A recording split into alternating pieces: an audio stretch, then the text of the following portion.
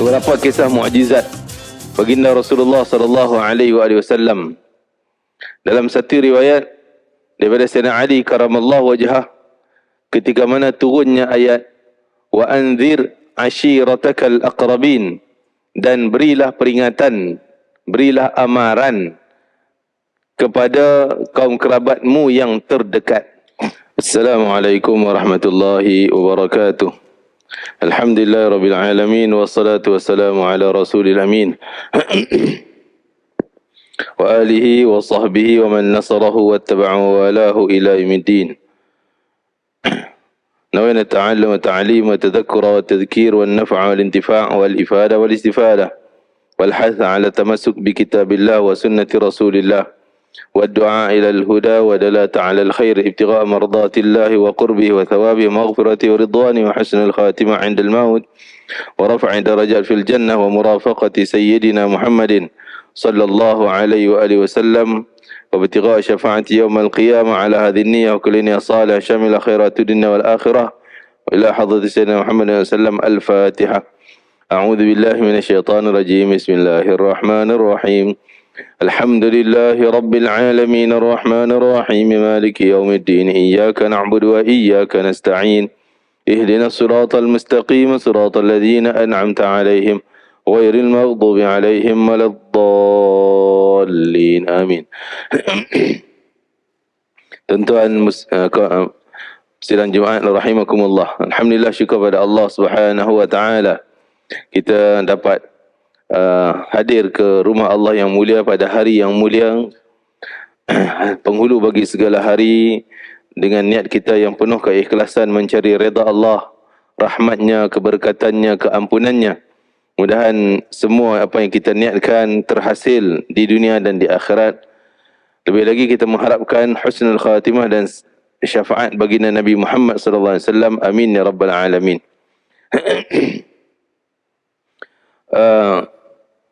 Kaum muslimin sekalian, ambillah kesempatan kita pada hari yang mulia ini untuk perbanyakkan salawat kita kepada Rasulullah sallallahu alaihi wasallam. Kerana Nabi menganjurkan agar kita perbanyakkan salawat. Dan dalam mafhum hadis, min afdali ayyamikum yaumul jum'ah, semulia-mulia hari kamu adalah hari Jumaat. Fa akthiru alayya salah, maka perbanyakkanlah salawat kamu ke atasku. Fa inna salatakum ma'rudatun alayya, kerana sungguhnya salawat kamu itu akan dilaporkan kepada aku. Si fulan berapa banyak, si fulan berapa banyak. Dan salawat itu akan menjadi peluang syafaat Nabi yang akan menyelamatkan kita semua di akhirat nanti. Itulah, orang siapa yang mendekati baginda Rasulullah SAW sudah pasti akan mendapat keselamatan di dunia dan di akhirat. Beberapa kisah mukjizat baginda Rasulullah sallallahu alaihi wasallam. Dalam satu riwayat daripada Sayyidina Ali karamallahu wajhah, ketika mana turunnya ayat wa anzir ashiratakal aqrabin, dan berilah peringatan, berilah amaran kepada kaum kerabatmu yang terdekat. Ayat ini dalam surah Asy-Syu'ara 214. Setelah turun ayat tersebut, baginda sallallahu alaihi wasallam memanggilku dan bersabda, wahai Ali, sungguhnya Allah memerintahkan aku untuk memberi peringatan kepada kerabat-kerabatku yang terdekat.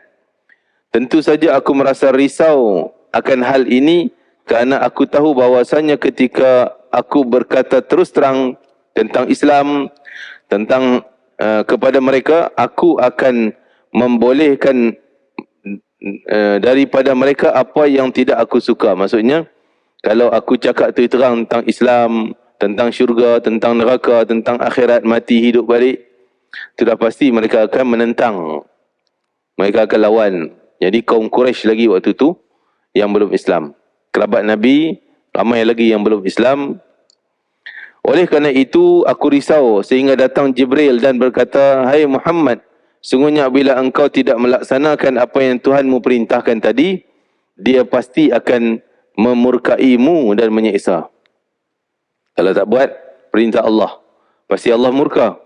Oleh itu, masaklah makanan daripada kaki kambing dan buatlah satu teko susu.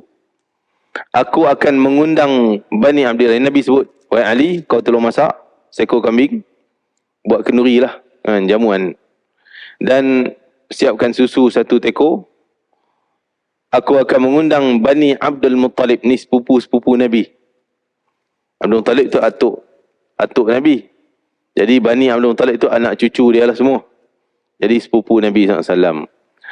Agar aku boleh berbicara dengan mereka. Kumpul, panggil mai makan. Aku nak sampaikan juga apa yang Allah perintah tadi, bagi amaran tentang bahayanya azab Allah akhirat nanti.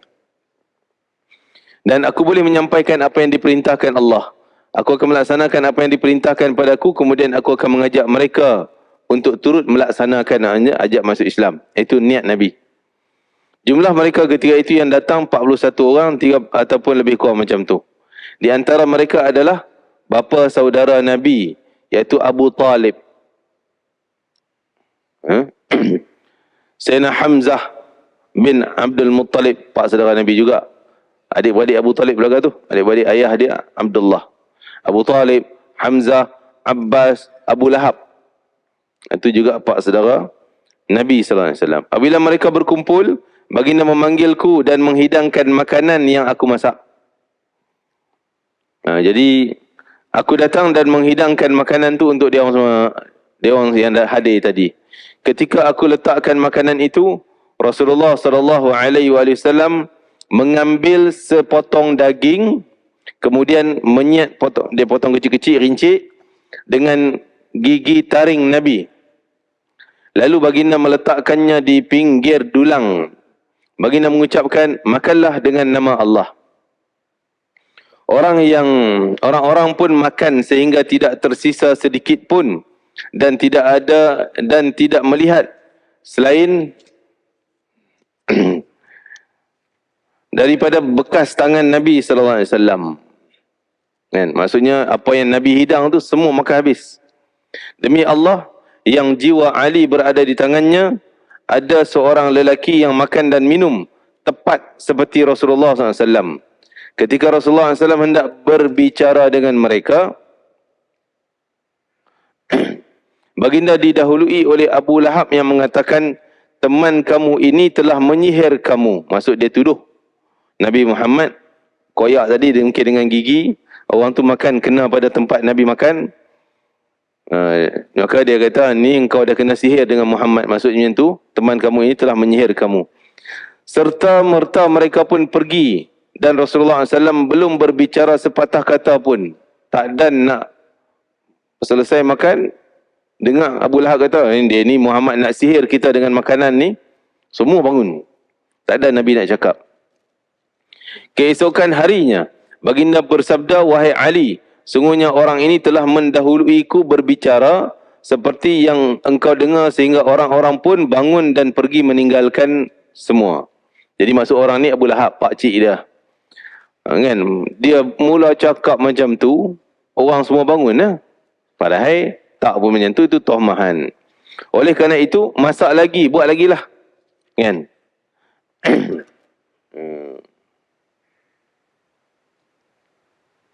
Tadi ini nak sebutnya bahawa yang datang 40 orang. Tapi yang masak bukan seekor kambing, sebatang kaki kambing. Sebatang je. Sebatang kaki. Batang kaki seorang makan habis. Lem sheng tuan-tuan. Menghadap seorang habis licin. Kan? Ni sebatang kaki datang 40 orang. Tapi Nabi rincik bagi kecil-kecil.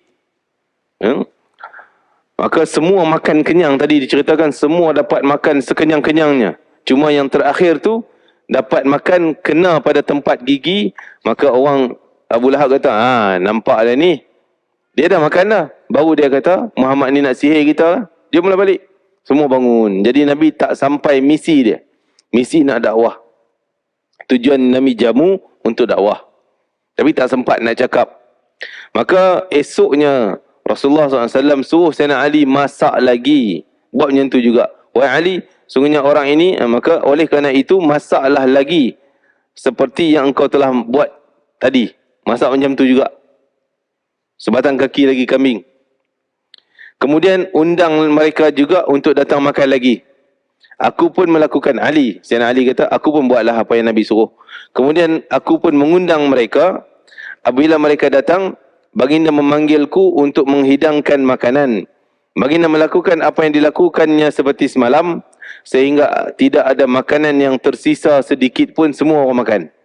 Kemudian baginda bersabda, berilah mereka minum. Bawa main susu tadi ni. Aku pun datang dengan membawa teko susu besar tadi. Lalu mereka pun minum seluruhnya sehingga puas. Setelah itu Rasulullah SAW berbicara. Cuma Nabi sebut satu persatu. Nabi buat satu kemudian. Wahai Bani Abdul Muttalib. Wahai Bani Hashim. Wahai Bani Abdul Manaf. Jadi sepupu Nabi yang skop kecil. Lepas tu second cousin, sepupu yang apa, 2 pupu, 3 pupu. Panggil semua sekali. Untuk beri amaran tentang hari akhirat. Cuma cerita tadi tentang yang Nabi hidang sebatang kaki, dapat makan 40 orang. Kenyang. Besoknya datang macam tu juga. Jadi itu satu benda yang luar biasa. Luar biasa tuan-tuan. Kan? Kalau kita makan hidangan di Arab ni, kita panggil satu nafar. Dia suku. Suku kilo. Yang tu ada semua batang kaki dengan paha lagi, dengan apa semua daging. Seorang boleh habis tuan. Kan? Dengan nasi lagi. Ini macam mana 40 orang makan sebatang kaki. Kan? Itu benda yang luar biasa. Simpulan daripada itu nak sebutnya bahawa apa yang disentuh oleh Nabi, tapak tangannya, mulutnya, doanya akan menjadi benda yang luar biasa. Keberkatannya luar biasa. Cuma orang sedar ataupun tidak. Jadi kita bolehkah, mampukah kita ni mendapat keberkatan yang luar biasa itu daripada Nabi SAW? Masih ada peluang, masih ada. Bukan hanya sahabat dulu yang berdepan dengan Nabi je dapat makan daripada tangan Nabi, dapat bersalaman dengan Nabi. Kita juga ada peluang. Apa peluang yang kita ada? Dekati Rasulullah SAW. Dengan banyak baca kisah-kisahnya, banyak menghayati perjuangannya, banyak bersalawat kepadanya, menyebarkan dakwahnya. Semua tu sentuhan Nabi SAW akan membawa kepada keberkatan hidup kita. Dunia dan pasti di akhirat dengan mendapat syafaatnya. Sebenarnya dalam cerita yang lain, 400 orang dapat makan sejumlah kecil buah kurma dan tidak berkurang sedikit pun. Nu'man bin Muqrin berkata, kami datang menghadap Rasulullah SAW bersama dengan 400 orang daripada kabilah Muzainah. 400 orang daripada kabilah Muzainah. Rasulullah SAW ketika itu kami pun hendak pergi. Rombongan baginda bersabda, wahai Umar, berilah kepada mereka sedikit makanan ni, mudahan dapat keberkatan.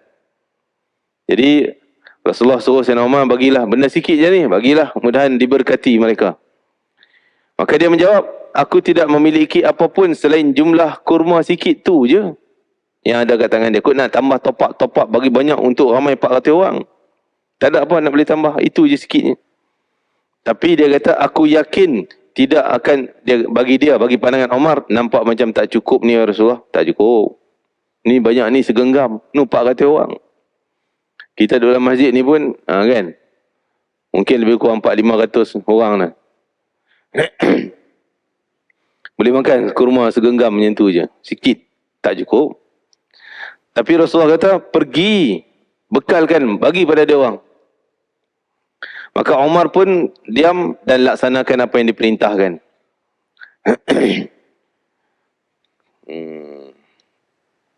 Tapi Sayyidina Umar ajak 400 orang tu datang ke rumah dia. Maksud Sayyidina Umar dah tahu dah kat rumah dia apa, tak ada sikitnya. Jadi mereka pun naiklah ke rumah Sayyidina Umar tingkat atas. Bersama dengan Sayyidina Umar bawa naik tingkat atas tempat dia adalah ruang tetamu. dan juga makanan kurma tadi sikit yang dia kata sikit tu. Ketika kami masuk, kami melihat longgokkan buah kurma yang banyak seperti unta yang bersimpuh. Longgok besar. Saya nak terkejut. Mereka pun mengambil semua apa yang mereka perlu. Maksudnya semua segenggam. Ambil. Semua Sayyidina Umar, orang lain tak perasan. Sayyidina Umar terkejut. Dari mana kurma ni datang berlonggok macam ni? Dia tahu yang dia tinggal adalah semangkuk kecil, segenggam gitu. Tapi bila masuk main semua orang, dah jadi selonggok besar. Nu'man bin Muqrin yang meriwayatkan kisah ini mengatakan, aku adalah orang yang terakhir ambil kurma tu. Daripada 400, aku orang last. Dan aku lihat jumlah kurma yang longgok awal-awal kami masuk nampak bertimbun besar macam unta yang bersimpuh. Kan? Tapi aku orang terakhir ambil, aku nampak masih longgok yang besar macam tu juga. Kot lah dapat 400 orang ambil, dah tinggal banyak tu je, sikitnya. Dah, aku orang terakhir. Macam tu juga kekal. Bahkan buah kurma itu tetap seperti asal, tidak berkurang sebutir pun. Keberkatan Allah kembalikan kepada Sayyidina Umar Al-Khattab. Kerana apa? Taat perintah Nabi. Patuh perintah Nabi. Yakin kelebihan Nabi SAW. Mengagungkan perintah Nabi. Begitulah kita dalam kehidupan sekarang. Kadang-kadang banyak orang bila hukum hakam datang hadis Nabi, dia macam, ya ke? Dia percaya ke? Nanti dulu. Ataupun dia buat benda lain yang daripada yang diperintahkan. Maka dia takkan nampak kelebihan, keagungan, kehebatan, kemuliaan hukum yang diperintahkan oleh Nabi SAW. Antaranya sunnah Nabi. Kita ni kadang pandang remeh tentang sunnah. Benda sunnah kita tahu, kita selalu cakap, oh sunnah tak wajib. Sunnah je. Itu orang biasa yang nampak sunnah Nabi, perintah Nabi ni hanya perkara biasa. Tapi orang yang saleh, orang yang dekat dengan Allah Ta'ala, dia pandang benda yang sunnah ni bukan kerana dia tak wajib. Tak buat pun tak apa. Bukan kerana tu. Tapi kerana ini apa yang diperintah oleh Nabi. Kalau orang Arab dia akan buat macam ni. Alal ra'si dia kata. Saya minta alal ra'si. Alal ain wal ra'si. Maksudnya, ya saya junjung perintah tersebut. Kalau dia sunnah Nabi. Jadi antara sunnah tuan-tuan, peganglah, ambillah satu yang boleh kita jadi istiqamah. Apa? Banyak sunnah Nabi. Kalau kita tengok contoh daripada rumah tuan-tuan, keluar rumah dah ada sunnah satu perkara. Apa dia? Baca bismillah nak keluar rumah. Bismillahi tawakkaltu ala Allah. Sekurang-kurangnya. La hawla wa la quwwata illa billah. Itu sekurangnya. Benda sunnah simple. Semua orang boleh hafal. Bismillahi tawakkaltu ala Allah. La hawla wa la quwwata illa billah. Wah, syik lupa je Ustaz. Tak ingat. Keluar-keluar dah tak ingat. Sampai sini baru teringat. Usahalah buat macam mana. Macam kita buat frame bagi cantik tu. Doa Nabi kat pintu tu. Bagi ingat. Tu. Agungkan sunnah Nabi. Itu satu. Naik kenderaan dengan doa kenderaan. Dan dengan niat nak datang ke masjid, ada satu doa tapi yang tu panjang lah. Allahumma inni as'aluka bihaqqis sa'ilina alayka bihaqqir raghibina ilayka bihaqqi mamshana hadha ilayka fa inna lam nakhruj ashran wala bataran wala riya. Itu doa Nabi. Ya Allah, kami keluar nak pergi menuju ke masjid ni. Ni as'aluka bihaqqi. Kami berdoa dengan doa orang-orang yang soleh seluruh tempat yang datang untuk melakukan ibadah. Kami tumpang pahala dia orang. Oh tuan-tuan. Mana ada mungkin wali Allah saleh mana tu, kita tumpang pahala dia orang. Bihaqqis sa'ilina alaika wa bihaqqir raghibin. Kami menumpang juga dengan kebenaran orang yang jujur, yang benar, yang saleh. Bihaqqis raghibina ilaika, yang sentiasa mengharapkan balasanmu, ikhlas. Kami tumpang, kami tak apa ikhlas, kami tumpang depa yang ikhlas. Bihaqqis sa'ilina alaika wa bihaqqir raghibina ilaika fa inna lam nakhruj asharan. Kami keluar ni bukan nak buat benda jahat, wala bataran, bukan nak sombong, wala riyaan, bukan nak riak, wala sum'atan, bukan nak dapat pujian makhluk. Tak. Nak nyata kita ikhlas. Kalau ini tuan-tuan baca doa, sepanjang jalan didoakan oleh para malaikat, dicatat pahala, pergi sampai balik, amalan tuan-tuan semuanya confirm ikhlas, diterima oleh Allah Ta'ala. Kita yang basuh sembahyang ni kita pun tak tahu amalan kita diterima ataupun tidak. Kan? Tapi kalau baca doa tu, seolah ada satu jaminan bahawa amalan kita semua diterima, sebab kita berdoa minta amalan kita ni selari dengan ikhlasnya orang yang ikhlas, dengan ikhlasnya orang yang saleh, wali Allah dan sebagainya, contoh. Jadi itu sunnah juga. Turun kenderaan masuk masjid, kaki kanan, Allahumma inni as'aluka min fadlik, baca doa, sunnah. Duduk sembahyang tahiyatul masjid, mungkin tuan-tuan buat, alhamdulillah. Duduk dalam masjid sementara menunggu Jumaat, jangan sembang, jangan, walaupun sembang tak berdosa pun, tapi kalau mengganggu, sembang kuat, kacau orang sebelah, telefon masuk, sembang, halo, okey, ganggu habis orang. Ini menghapus pahala i'tikaf, tentang pahala kelebihan duduk dalam masjid. Itu yang Nabi sebut, siapa yang menunggu waktu solat, maka datang malaikat doakan 3 benda untuk dia, untuk tuan-tuan semua. 3 doa. Ya Allah, ampun dosa dia, terimalah taubatnya, berilah rahmat pada dia ya Allah. Doa 3 benda tu. Sepanjang tuan-tuan ada dalam masjid, dengan syarat kata Nabi. 2 syarat. Malam yuhdith fi, selagi mana tak batal wudu. Tak batal wudu. Tapi ni i'tikaf lah, kan? Ni i'tikaf ada, tuan-tuan baca ni i'tikaf. Tak batal wudu. Dan malam yu'dhi fi, malam yu'dhi fi, malam yuhdith minhu, wa malam yu'dhi fi. Dan yang kedua, tak buat benda mengganggu orang lain. Termasuk, maaf tuan-tuan cakap, mengganggu orang lain kalau badan kita berbau sangat. Kita datang, ialah daripada luar panas, kerja, jalan, peluh, terus masuk masjid. Kau boleh hilangkan bau tersebut, sama dengan minyak wangi ke apa ke, sunnah. Jangan kita buat, kita sendiri menyebabkan orang lain terganggu, pahala kita juga akan hancur. Ni sunnah-sunnah ni, letak atas kepala, maksud junjung sungguh. Perintah Nabi SAW, itu yang Nabi suka.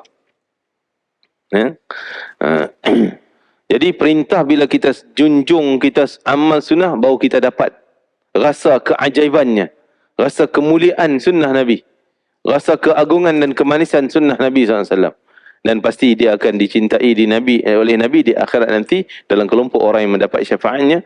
Kerana Nabi sebut, siapa yang mengamalkan satu sunnahku di zaman fahsyak dan mungkar, zaman orang tak peduli dan malu, orang malu nak buat amal soleh.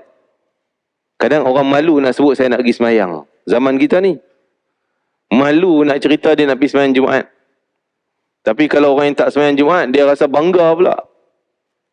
Malah dia buat zina, dia rasa bangga, cerita dia berzina dengan perempuan tu, dengan perempuan ni zina je. Cerita bangga. Buat maksiat rasa bangga, buat amal rasa malu. Ini zaman kita sekarang. Kalau zaman ni kita dapat menegakkan satu sunnah dengan istiqamah, pahalanya seperti pahala mati syahid. Ataupun dalam ayat lain sebut, lagi sukar nak amal sunnah, tapi dia dapat juga buat satu sunnah, walaupun orang pandang dia lain macam. Itu lagi besar gandaan, bukan satu, mungkin sampai 100 kali mati syahid. Masya Allah. Jadi tengok bagaimana kembali pada kisah tadi, Sayyidina Umar Al-Khattab radhiyallahu anhu yang menjunjung perintah Nabi. Walaupun Sayyidina Umar pada akalnya terfikir, cukup ke segenggam je, aku kat rumah pun ada sikit. Tapi Rasulullah kata, pergi. Perintah Nabi, buat juga. Maka Sayyidina Umar pun, sami'na wa ata'na. Dengar, patuh. Terus perintah Nabi. Bila patuh perintah Nabi, junjung perintah Nabi adalah satu benda yang pahala yang besar dan mengampun dosa dan mendapat cinta Allah dan Rasul. Maka apa yang dia dapat? Tu dia, kurma selungguk. Semua tetamu 400 dapat makan, baki selungguk tu dalam rumah Sayyidina Umar. Kan? Masya Allah. Lagi cerita yang lebih kurang sama, satu sok. Sok ni satu cupak tuan-tuan. Lebih kurang macam tu, satu cupak tu. Kalau dulu ukuran satu cupak ni, satu cedok ni. Cedok ni satu cupak. 4 cedok ni jadi satu gantang. Riwayat daripada Naufal bin Harith. Ni sepupu Nabi. Al-Harith bin Abdul Muttalib, bapa saudara Nabi. Naufal anak pada pak saudara, sepupu. Naufal bin Haris bin Abdul Muttalib, bahwasanya dia meminta kepada Rasulullah SAW untuk kahwin. Dia dah makin berumur, maka dia minta Nabi untuk tolong dia nak kahwin. Baginda mengahwinkan, baginda pun ketemukanlah dia dengan seorang perempuan. Baginda mencari sesuatu untuk jadikan dia mas kahwin. Yalah, nak kahwin kena ada bayaran mas kahwin. Dia miskin. Maka Nabi carilah suatu benda yang boleh jadi mas kahwin. Akhirnya baginda mengutus Abu Rafi' dan Abu Ayyub radhiyallahu anhuma dengan membawa baju besi baginda untuk digadaikan pada orang Yahudi pada harga 30 sok. 30 cupak tadi. Oh, sok ni gantang bukan cupak. 4 cedok tu 1 gantang. Jadi baginda telah baginda gadai baju besi untuk ambil 30 sok, 30 gantang gandum. Kemudian Rasulullah SAW menyerahkan gandum itu kepada aku. Nah, ambil 30 ni buat mas kahwin dan juga belanja kehidupan rumah tangga. Kami pun guna gandum tersebut untuk makan selama dah sampai setahun. Setengah tahun mulanya. Sampai setahun. Nampak macam tak kurang dalam guni. Kita kira guni lah, 1 guni 30 gantang tu. Tak kurang-kurang. Duk cedok. Tiap-tiap hari ambil buat makan. Nampak takah tu macam tu juga. Daripada hari pertama sampailah beberapa hari. Berpuluh hari. Dah setengah tahun dah. Nampak takah yang sama. Tak kurang sikit pun. Kemudian kami timbang. Jadi bila tertimbul keraguan ni, macam mana ni? Jom timbang tengok berapa kilo sebenarnya Nabi bagi ni. Kalau kita dulu, kalau kita sekarang kilo lah. Ternyata beratnya sama seperti awal kami terima. Dah setengah tahun dah guna. Beratnya sama. Sama banyak. Kan? Naufal berkata, aku beritahu pada Nabi cerita aku timbang tadi. Kagum. Banyak Nabi, ya Rasulullah, kami makan setengah tahun masih tak kurang. Jadi aku ambil timbang. Nabi kata, kalau engkau tak timbang, wahai Naufal, kalau kau tak timbang, nescaya engkau akan makan gandum tersebut sepanjang hayat kamu. Boleh makan, takkan kurang, tak habis, tak basi, tak buruk. Kan? Boleh makan sepanjang hayat. Tapi dia dah bila ada sikit macam keraguan, maka hilang. Jadi kita dalam mengamalkan sunnah, jangan ragu-ragu. Kan? Ada orang kata sunnah Nabi perintah, sunnah Nabi antaranya semayang duha, rezeki luas. Jangan ragu-ragu tuan-tuan. Walaupun buat dah 10 hari dah buat, sebulan dah, berapa bulan, tahun dah duk amal semayang duha ni, macam tak nampak hasil. Jangan ragu-ragu. Jangan dah. Yakin. Pasti ada. Pasti ada. Sebab rezeki yang Allah bagi bukan hanya duit. Bukan hanya makan. Mungkin rezeki keselamatan anak kita. Selamat daripada kemalangan. Itu rezeki tu. Mungkin daripada berkat duha tuan-tuan. Mungkin daripada berkat tahajud tuan-tuan. Mungkin daripada berkat amalan ni, amalan tu sedekah tuan-tuan.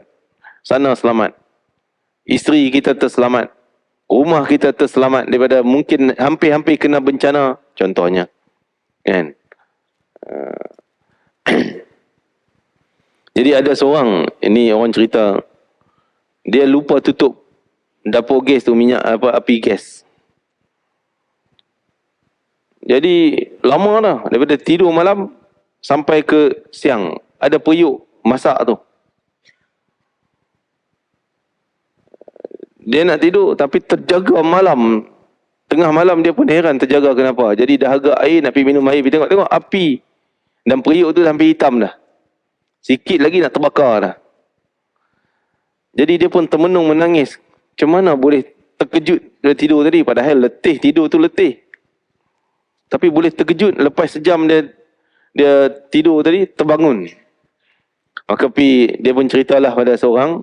Maka dia kata mungkin itu keselamatan rezeki yang Allah bagi sebab amalan kamu atau sedekah kamu, apa yang kamu buat. Allah selamatkan kamu. Itu rezeki kamu. Tak semestinya rezeki main datang dalam bentuk makan, minum, harta benda. Rezeki selamat. Kalau terbakar tu habis satu rumah. Kan? Maka dia kata betul lah. Tadi ni baru teringat. Lalu-lalu tu ada orang miskin, dia pun bagilah lebih kurang apa yang ada kat dia, bagi. Kesian. Niat kerana Allah Ta'ala. Mungkin itu jadi punca bagi dia, dia nampak itu jadi punca Allah selamat, rezeki selamat ni. Jadi jangan kita sempitkan. Apa yang sunnah Nabi jangan ragu-ragu. Jangan kita sempitkan. Tak ada pun. Kita bagi kat tabung masjid tadi RM100 kok ganda RM1,000. Tak ada pun. Tak ada. Kadang-kadang RM1,000 tu masih kecil nilainya dengan keselamatan jiwa tadi. Selamat daripada terbakar tadi. Kan? Tak Allah bagi nak ingat RM1,000 ni ada ganda RM1,000 tapi sana terbakar. Habis jiwa, habis rumah. Lagi rugi. Jadi Allah bagi yang terbaik untuk kita. Yang kita tak sedar mungkin. Tapi kalau kita orang yang hatinya bersih, fikir, renung, memang betul. Allah ganti rezekiku kat sana, rezekiku kat sini. InsyaAllah.